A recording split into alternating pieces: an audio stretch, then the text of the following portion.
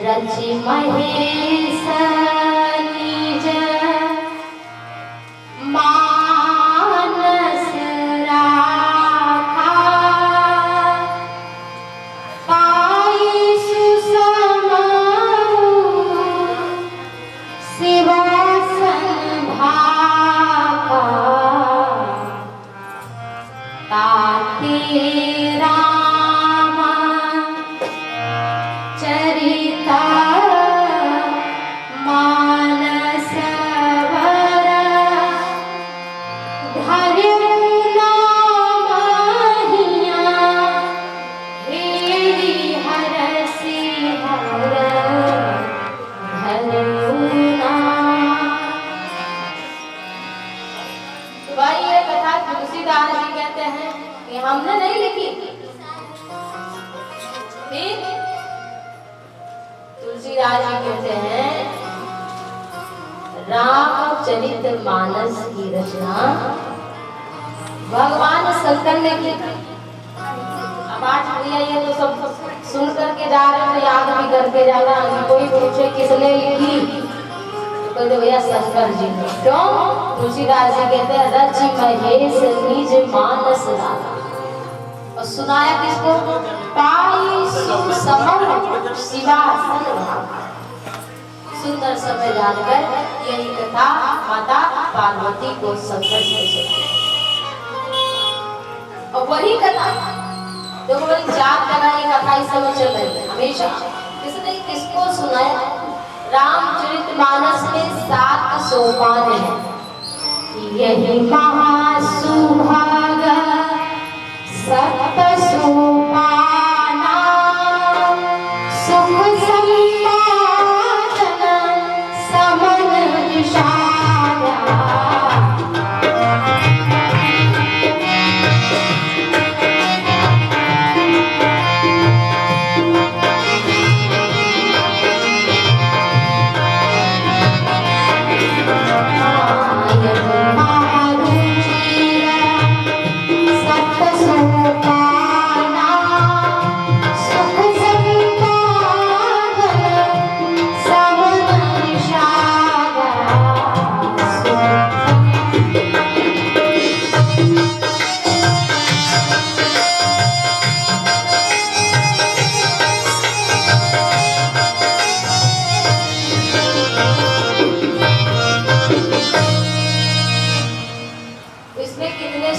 सोपान का अर्थ सीढ़ी।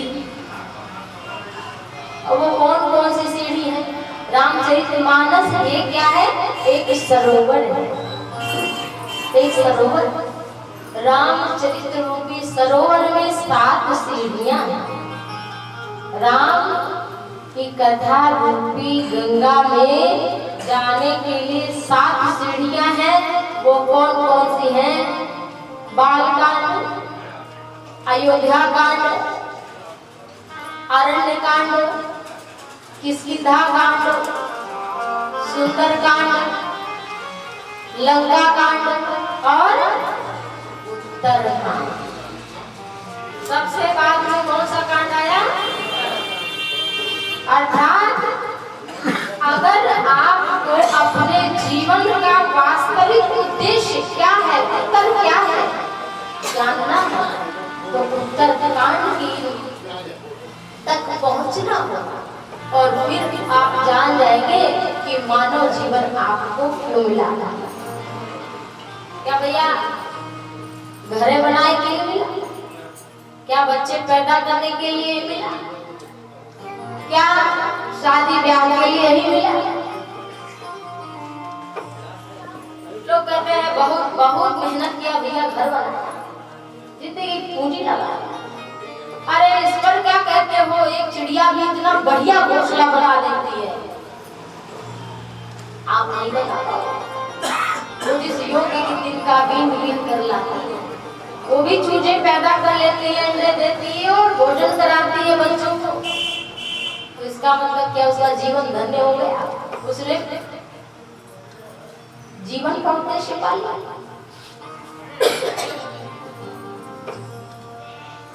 तो तुलसीदास जी कहते हैं कि 7 सीढ़ियों पर चलो।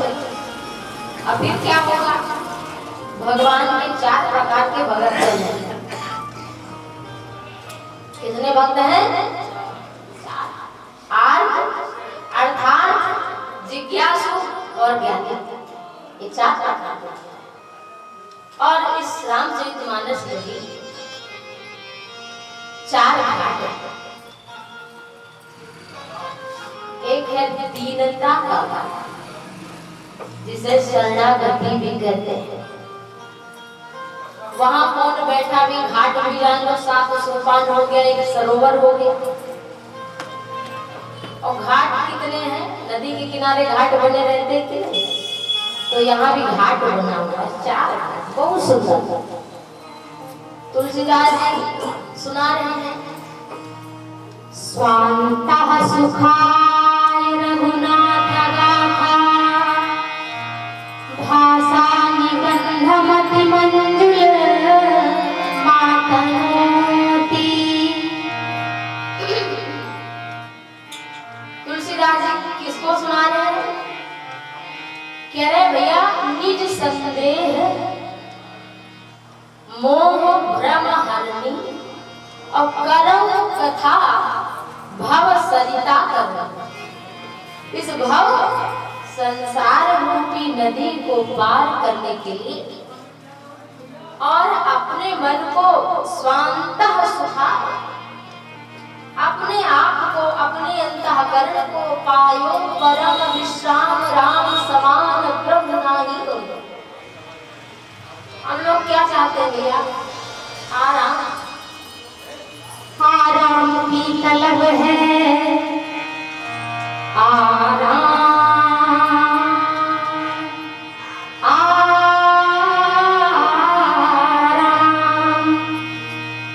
आराम की तलब है, तो एक काम कर, आ राम की शरण में तू राम राम कर। हम लोग क्या चाहते हैं जिंदगी में? आराम, शांति। और ना तो किसी के पास आराम है और ना किसी के पास शांति है और ना किसी के पास सुख है। भले बढ़िया कपड़ा पहने दिख रहा है, बड़े मुस्कुराता दिख रहा है, लेकिन उसके हृदय से पूछो कहाँ जी रहा है? हर मुस्कुराता चेहरा खुश नहीं होता। जीवन जीने की कला, मैनेजमेंट जो है लाइफ का, वो सिखाती है राम कथा। राम तो भारत की भोर है, राम तो इस जीवन का आनंद है। राम ही प्राण, प्राण के जीव के सुख राम। तुम तजितात स्वाद गृह जिन्हें नहीं दिया। राम तो सुखों के भी सुख है, आनंद है। उनको पाने के बाद फिर मीरा ने घर छोड़ दिया। अरे इतना बड़ा साम्राज्य छोड़ करके गिरधर गोपाल के पीछे यही वस्तु थी। आयो जी मैंने, अगर उनको लगता कि संसार की वस्तुएं पराग सकते हैं, यही भैया सुख दे सकते हैं, तो घर छोड़ के जाती मीरा। बड़े बड़े ऋषि महात्मा मनु महाराज चौथे पन में, होई न विषय विराग भवन बसत वाचौकपन, बहुत दुख लाग जन्म भयो हरि भगति बिनु। कुछ भी पालो, कुछ भी कर लो ना, ये सम्मान पैसा पर प्रतिष्ठा, लेकिन एक दिन मरना होगा, फिर यश भी छूट जाएगा। तो कहते भैया मोहल्ले में हमारा नाम है, 4 लोग जानते हैं, 4 ही तो जानते हैं, 5वां तुम्हें कौन जानता है? गाय तक न जानता। और वो 4 भी मरेंगे जो तुम्हें जानते हो, तुम भी मर जाओ। 4 जानते हैं बस इसी के लिए परेशान। अरे बड़े से बड़े राजा पैदा हुए, विद्वान पैदा हुए, महात्मा योगी ऋषि सूरवीर पैदा हुए भारत भूमि पर। आज उसका कौन नाम जानता है? हम आप तो चींटी से भी छोटे हैं। एक धरती का कण जितना छोटा, उतना भी हमारा अस्तित्व नहीं है। हमें कौन जानता है? किसको मानते हैं? तो भैया यही दर्पण दिखाने के लिए है कि हम कहाँ हैं और हमें क्या करना चाहिए। यही महारुचि सप्त सोपान और रघुपति भगत के केर बनता राम जी की भक्ति है इस कथा में। तो दीन हूँ। तुलसीदास जी कहते हैं हम तो ना भगत है, ना ज्ञानी है और ना कर्मकांडी व्यक्ति। हम कौन है? हम दीन है। और भगवान कहते हैं कि जो एक बार मेरी शरण में आ जाता है, कोटि विप्र बदला गई जाओ, आए शरण कजल नहीं ताओ। राम है वो, कहते हैं कि करोड़ों ब्राह्मणों का भी वो वध कर दे, लेकिन मेरी शरण में आ जाए तो फिर मैं उसको कभी त्याग ना सकता। शरणागति का मतलब बताओ भाई क्या होता है? विभीषण की कथा तो आप सभी जानते हैं। रावण ने 4-5 लाख मार के घर से बाहर निकाला, फिर कहाँ आया? राम जी के पास। शत्रु का भाई तो उसे कौन पूछता? लेकिन भगवान ने तो कहा कि जननी जनक बंधु सुतदारा। विभीषण ने कहा भगवान राम से, जननी जनक बंधु सुतदारा, तनु धन भवन सुहृद परिवारा, और सब कई ममता ताग बटोरी, मम पद मन बांधा बरि डोरी, समदर्शी इच्छा कछु नाहि, हरस शोक नहीं भय मन माहि। तो भगवान कहते हैं कि ऐसा व्यक्ति अगर हो तो कैसे मुझे अच्छा लगता है? लोभी हृदय बसई धन जैसे। जिसे लोभी को धन प्यारा लगता है, और कमा ले, और इकट्ठा कर ले, नाती के लिए, पोते के लिए, बेटे के लिए, किसी में लगा जाए। ऐसे ही भगवान कहते हैं कि इतना प्रिय मुझे हो जाता है। अस सज्जन मम पूर्वस कैसे, लोभी हृदय बसई धन जैसे। जैसे लोभी के हृदय में यह धन की चाह बनी रहती है, कभी मिटती नहीं, शरीर मिट जाता है। निर्धन होने तक, निधन होने तक वो धन एकत्रित करता रहता है। कब तक धन एकत्रित करता है? जब तक उसका निधन नहीं होता, जब तक लोगों को शोक समाचार नहीं पहुंच जाता, तब तक वो हाथ फैलाता नहीं कि मुझे कुछ नहीं चाहिए। और वो धन के चक्कर में निधन उसका हो जाता, निर्धन बन के जाता है। क्यों? क्योंकि आया है सो जाएगा राजा रंग फकीर, और सिंहासन चढ़ चले ओ बंदी जंजीर। भैया जो आया है उसको जाना पड़ेगा। ये बात तुलसीदास जी ने जान ली, और तुलसीदास जी महाराज जी दीनता के भान उठाकर प्रभु बसार के चरण में गिर पड़ा हूँ, और मैं कुछ नहीं जानता। बस इसका नाम क्या है? दीनता। और किसी को न जाना। अच्छा, कि लोग कहें कि भैया ना जाने तो माता बहन पिता पुत्री का पता कैसे चलेगा? तो करते कर्म, हमारे गुरु जी कहते रहते थे ये चौपाई, करते कर्म करो विधिनाना, और मन राखो जहाँ कृपा। कैसे जीना है ये राम की कौन सिखाती है? हाथ से सब काम करो, लेकिन मन में क्या रखो कि हमारे तो बस राम जी हैं, हम तो राम जी के और राम जी मेरे हैं, यह भाव रखो। तो ये दीनता है। और इसलिए तुलसीदास जी कहते हैं कि मैं कथा किसी को सुना नहीं रहा हूँ। निज संदेह मोह भ्रम हरनी, अब कर्म कथा भो सरिता। तुलसीदास जी कहते हैं स्वांतः सुखाय रघुनाथ गाथा। अपने सुख के लिए, अपने अंतःकरण की शांति के लिए कथा मैं कहूँगा। और दीनता के घाट पर कौन बैठे? तुलसीदास। और चलिए कर्म घाट पर कौन बैठा? तीर्थों के राजा प्रयागराज जी हैं। अभी आज अभी कथा प्रारंभ हो पाएगी, लेकिन भगवान की कथा भाई बहुत बड़ी है। 10,000 से ज्यादा चौपाइयां, 700 पाठ। लेकिन अब हम कथा के अतिरिक्त और कुछ नहीं सुनाएंगे आपको, इधर उधर की चर्चा। लेकिन कथा भाव सागर से पार जाने के लिए है, पार पाने के लिए नहीं। क्योंकि इस कथा को सारद शेष महेश विधि, आगम निगम पुराण, नीति नेति कहि जासु गुण, करहि निरंतर गान।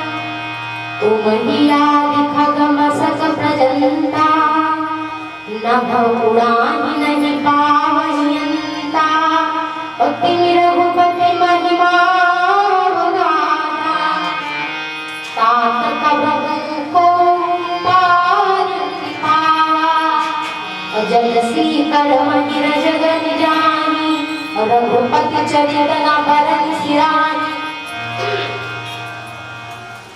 राम जी की कथा कितनी बड़ी है। माता सरस्वती को विद्या और बुद्धि की देवी कहा जाता है।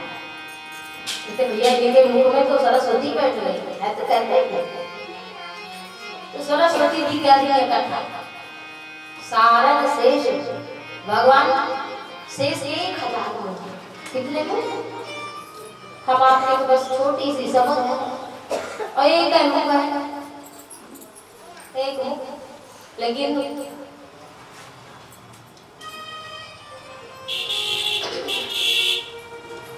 शेष जी के कितने मुंह है? 1000। तो सारंग शेष महेश शंकर जी के कितने मुंह है? 5। विकट वेश मुख पंच उरारी, और फिर कान कितने मुंह है? 10 और 15 ने। तो भगवान शंकर कह रहे हैं कथा को 5 मुंह से, शारदा कह रहे हैं अपनी बुद्धि से, भगवान शेष कह रहे हैं 1000 मुंह से, विधि ब्रह्मा जी कह रहे हैं 4 मुंह से। सुनो तो भाई कथा कौन कौन कह रहा है, कितने मुंह से कह रहा है? महेश विधि ब्रह्मा जी के कितने मुंह है? 4। आगम निगम, आगम माने पुराण, निगम माने वेद, पुराण और वेद में 18 पुराण है, 6-7। तो पुराण भी कह रहे हैं, वेद भी कह रहे हैं, लेकिन क्या कहते हैं, कहते कहते कई कई कल्प बीत गए, लेकिन जब थक जाते हैं तो क्या बोलते हैं? ना इति ना इति ना इति, इतना ही नहीं, इतना ही नहीं, और है और है और है। ये कहते हैं मैं थक चुका हूँ, मैं थक गई हूँ। ऐसा इन महापुरुषों ने, महापुरुष क्या, ये तो भगवान है, परमात्मा है, उनके स्वरूप ही है। वो कहते हैं कि नेति नेति कहि दास गुण करहि निरंतर गान।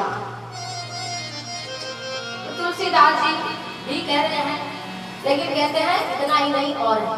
तो कर्म घाट पर कह रहे हैं भरद्वाज ऋषि से याज्ञवल्क्य की महामुनि प्रयागराज कथा सुना रहे हैं, और ज्ञान घाट पर कैलाश के पावन शिखर पर माता पार्वती को भगवान भोलेनाथ सुनाया। सुनो भैया, कौन किसने कथा किसको सुनाई है, ये तो आने याद करके जाना ही। कैलाश के शिखर पर माता पार्वती को भगवान शिव कथा सुनाया। सुन शुभ कथा भवानी रामचरिता मानस विमल, कहा भुषुंडी बखानी, सुना विहगनायक गरुड़। भगवान शंकर माता पार्वती को कथा सुना रहे, और माता पार्वती ने जब प्रश्न पूछा तो भगवान शिव ने कहा धन्य धन्य गिरिराज कुमारी,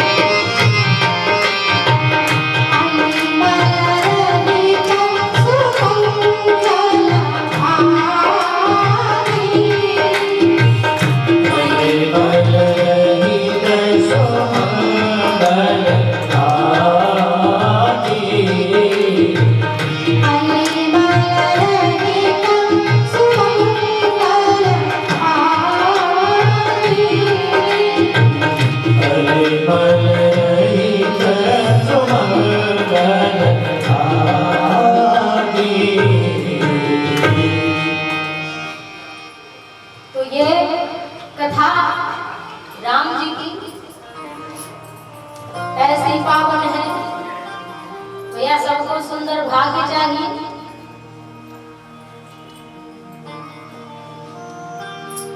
जे यही कथही स्नेह समेटा। सुनेंगे तो सब, लेकिन बहुत कम लोग होंगे जो प्रेम के साथ सुनेंगे। जी तो सब ही रहे हैं, साथ में तो सब रह रहे हैं, पति पत्नी साथ में है, भाई बहन साथ में है, माता पिता साथ में है, लेकिन आपका प्रेम एक दूसरे से कितना, ये महत्वपूर्ण है रहना है। मुझे लगता भैया इनके साथ जीवन गुजारना बड़ा कठिन है कि नहीं? आ गए घर पर, हमेशा यही पड़े रहते हैं। एक समय था पति बड़ा अच्छा लगता था, बहुत की पता नहीं जाएगा घर से, लेकिन एक समय आता है यही रहते रहते और कभी बाहर भी निकलो। हमने सुना अपने कानों से और देखा भी होता, यही पड़े रहते हो।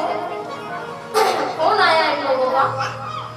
और सब कुशल मंगल। हाँ ठीक है, अरे हमारे पति है, कभी घर से निकलते नहीं, हम मुक गए हैं इनको देख देख के परेशान है।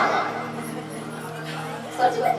और एक दिन ऐसा था जब उनका विवाह होने वाला, तो आज के 20-25 साल पहले की बात, तब इतना टेलीफोन नहीं चलता, तब वो लैंडलाइन वाला फोन रहता था। तब उनके पति का फोन लैंडलाइन पर आता था, वो 4 किलोमीटर पैदल जाती थी पति का फोन से। आप 25 साल 20 साल विवाह के हुए हो, ये तो साथ है कि भैया ये घर से निकलते नहीं है, कब जाएगा। हम जो चीज कर रहे हैं करना आसान है, खाना बनाते तो है, बन गया किसी तरह, हमी को बनाना है, हमी को करना है। हम हमेशा खाना ही बनाते हैं, भोजन बनाए, करना कठिन नहीं है, लेकिन प्रेम के साथ जीना बहुत कठिन है। भैया प्रेम बनाए रखो। रामचरितमानस तो कहती भाई प्रेम जे यही कथा ही स्नेह समेटा। सुनेंगे तो सब, लेकिन बहुत कम लोग होंगे जो स्नेह के साथ सुन पाएंगे कि बस और कुछ नहीं, भगवान की कथा है। अच्छा, वक्ता भी अलग अलग होते हैं, कथा एक ही होती है, लेकिन आप जिससे सुनेंगे किसी के कथा में आपको ज्ञान की प्रधानता दिखेगी, किसी के भीतर भाव की प्रधानता दिखेगी, किसी के भीतर कर्म की, भैया ये करो, ये शिव पे चढ़ा दो, तो वो करो, तो इसके बाद ये उंगली लगनी चाहिए, फिर वो होना चाहिए, पर ऐसे नहीं होना चाहिए, दाहिना कदम यहाँ बढ़ाना है। और उसे बताओ क्या हुआ कुछ, लेकिन उसी में लगे पड़े, आपको कर्मकांड में फंसा दिया। और आप भी ऐसे कि भगवान तो कहते हैं, भगवान चाहे जितना आप जो कुछ भी कर लो, उंगली थक जाए, घिस जाए, माला करते करते, लेकिन राम नाम मिलने वाले कब मिलेंगे? निर्मल मन जन सोहि भावा, निर्मल मन जन सोहि भावा।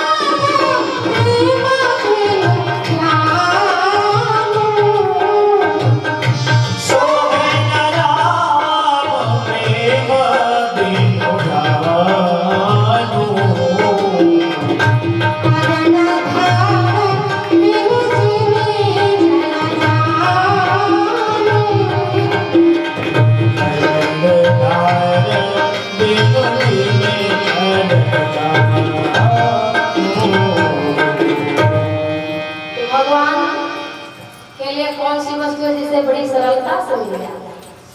और भगवान इतने सरल है, राम का नाम है सरल, काम बड़ा सरल। और उधर कृष्ण, यद्यपि कृष्ण और राम में निमिष भर भी अंतर नहीं है, वही पर ब्रह्म परमात्मा, लेकिन एक मर्यादा पुरुषोत्तम बनकर आए और एक लीला पुरुषोत्तम।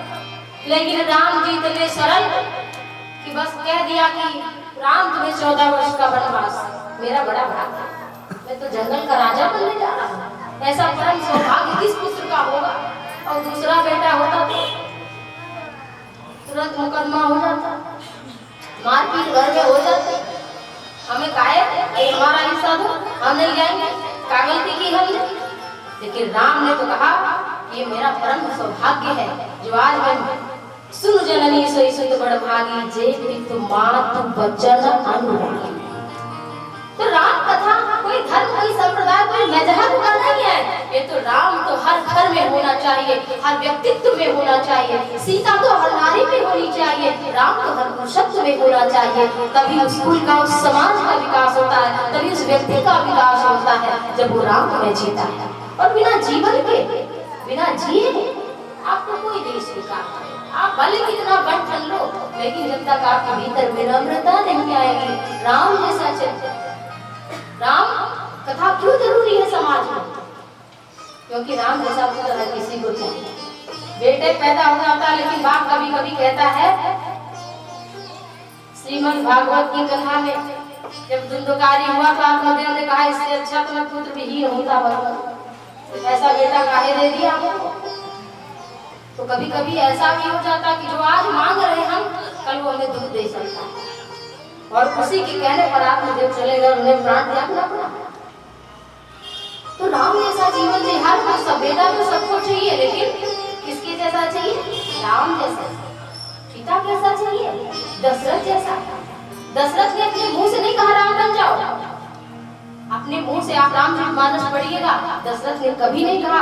दशरथ ने कहा हमारे सुकृत नष्ट हो जाए, हमारे भैया पुण्य जो हमने किए हैं सब समाहित हो जाए, आग में स्वाहा हो जाए, हमें मृत्यु आ जाए, लेकिन राम बन जाए।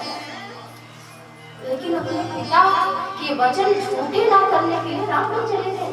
तो ऐसा बेटा और ऐसा बाप तो सबको चाहिए। हर नारी चाहती है कि हमारा पति राम जैसा, पत्नी सीता जैसी।